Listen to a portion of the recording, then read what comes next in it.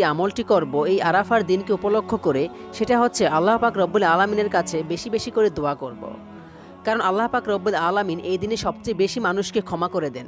আল্লাহ পাক রব্বুল আলামিন প্রতিদিন তো নিয়মিত মানুষকে ক্ষমা করেই থাকেন, কিন্তু এই আরাফার দিনে সবচেয়ে বেশি মানুষকে আল্লাহ তাআলা ক্ষমা করে দেন। এবং আল্লাহ তাআলার কাছে অন্যান্য দিনের চেয়ে এই আরাফার দিনের দোয়া সবচেয়ে বেশি দামি, সবচেয়ে বেশি উত্তম দোয়া। সুতরাং আমরা আল্লাহ তাআলার কাছে এই দিনে বেশি বেশি করে দোয়া করব। যদিও এই দিনের দোয়া আরাফার ময়দানে অবস্থিত হাজিদের ব্যাপারে বেশি ফজিলতপূর্ণ, তারপরও আমরা যারা হজ করতে যেতে পারিনি তারাও যদি এই দিনে দোয়া করি, তাহলে ইনশাআল্লাহ আল্লাহ তাআলা আমাদের দোয়া কবুল করবেন। আরাফার দিনের 2 নম্বর আমল হচ্ছে লা ইলাহা ইল্লাল্লাহু ওয়াহদাহু লা শারীকা লাহু লাহুল মুলকু ওয়া লাহুল হামদু ওয়া হুয়া আলা কুল্লি শাইইন কদির। এই দোয়াটি বেশি বেশি করে পাঠ করা। তিরমিজি শরীফের 3585 নম্বর হাদিসে বর্ণিত, রাসূল সাল্লাল্লাহু আলাইহি সাল্লাম বলেছেন, আরাফাতের দিনের দোয়াই উত্তম দোয়া।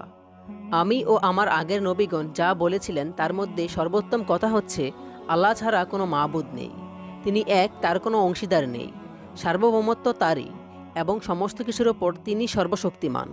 অর্থাৎ লা ইলাহা ইল্লাল্লাহু ওয়াহদাহু লা শারীকা লাহু লাহুল মুলকু ওয়া লাহুল হামদু ওয়া হুয়া আলা কুল্লি শাইইন কদির। এই দোয়াটি বেশি বেশি করে পাঠ করা। আল্লাহ তাআলা আমাদের সকলকে আরাফার দিনে বেশি বেশি করে এই দোয়াটি পাঠ করার তৌফিক দান করুক, আমিন। আরাফার দিনের 3 নম্বর আমল হচ্ছে তাকবীরে তাশরিক পাঠ করা। আরাফার দিন ফজর নামাজ থেকে শুরু করে একেবারে 13ই জিলহজ আসর নামাজ পর্যন্ত এই তাকবীরটি পাঠ করা।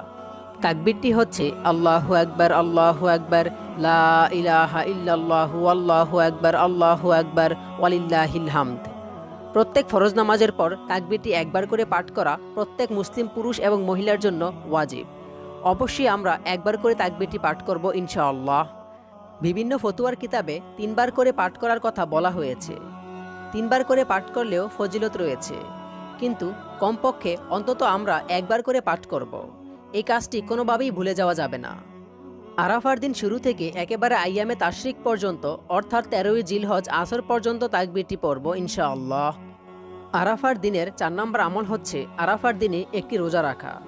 এবং এই রোজাটি রাখার অনেক গুরুত্ব হাদিসের মধ্যে এসেছে এবং অনেক ফজিলত বর্ণিত হয়েছে।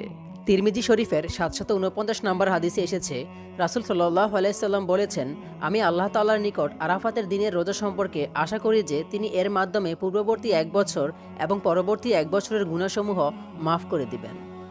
সুতরাং যারা হজে গিয়েছেন, আরাফার ময়দানে অবস্থান করছেন, তাদের জন্য এই বিধান নয়, বরং যারা হজে যান নাই, আরাফার ময়দানে অবস্থান করতেছেন না, তারাই এই রোজাটি রাখবেন। অবশ্যই অবশ্যই সবাই রাখার চেষ্টা করবেন। আরাফার দিনে কোন দিন রোজা রাখবেন?